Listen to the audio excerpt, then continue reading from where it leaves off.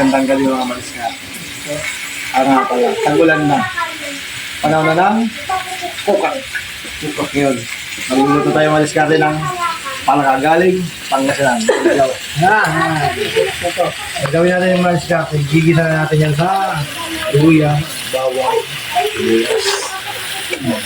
Yan natin. Kukak. Tingnan niyo yung itsura niya. Palaka. Nakabuka ka. Tapos lalagyan natin siya ng dalawang pirasong kamatis. Mamaya, sasaguan natin yan ng daw ng ampalaya o di kaya daw ng malunggay. Yan po ang ating ulam ngayong gabi. Kukak, palaka, made from Osorobio, Pangasinan. Masarap po yan mga madiskarte. Gawin na lang natin madiskarte. Tatakpan natin. At lagyan natin ng kunting sabaw mamaya. Pang kumulo tsak, may gulo. Kaya masigay ko kung kumulo na. Ay, kumulo na. Ano na natin yung lasa? Maalat ba o tama?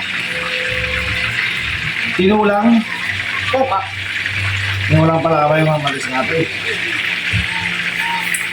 Ito naman, para sa mga ating mga babae, ladies and gentlemen. Para ladies lang pala. Fried chicken. Fried chocon. Okay. Ito sa mga the boys. At sa mga ladies kung gusto nila. Okay. Ngayon mga isgari. Lagyan na natin yung ating gulay na malunggay at saka daon po ng ano yun. Ampalaya. Ayan, sama-sama na yan. More gulay, mas masarap. At tinulang. Kukak. Awayin din natin yung madiskarte mamaya. Pag kumulo siya ng tudong-tudo. Pa yung ampalaya na daon, hindi mababad. Hindi siya magiging mapait yung sabaw.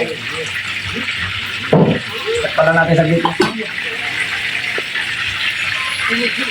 Pero man yung fried chicken para sa mga ating hindi kumakain ng kukak. Mga hindi kumakain ng kukak. Ayun na madiskarte, kumulo na siya. Iaaw natin madiskarte yung ating mga daon-daon para yung ano na ampalaya. Hindi siya magiging mapait.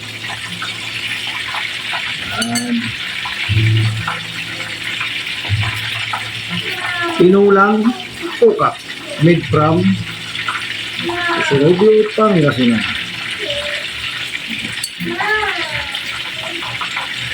Comment na kayo mga madiskarte sa mga gustong kumain ng kukak. Dideliveran ko kayo. Kung kaya manghingi na lang po kayo. Sa akin. Siyempre.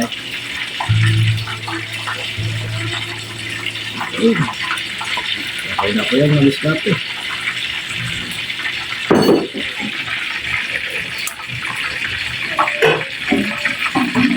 Ngayon madiskarte, ang gawin na lang natin siyempre magsasandok na tapos kakain na tayo. Itong fried chicken naman awin na natin tapos kakain na rin. Siyempre. Kasi mga diskarte. Happy eating ko sa inyong lahat. Bye bye.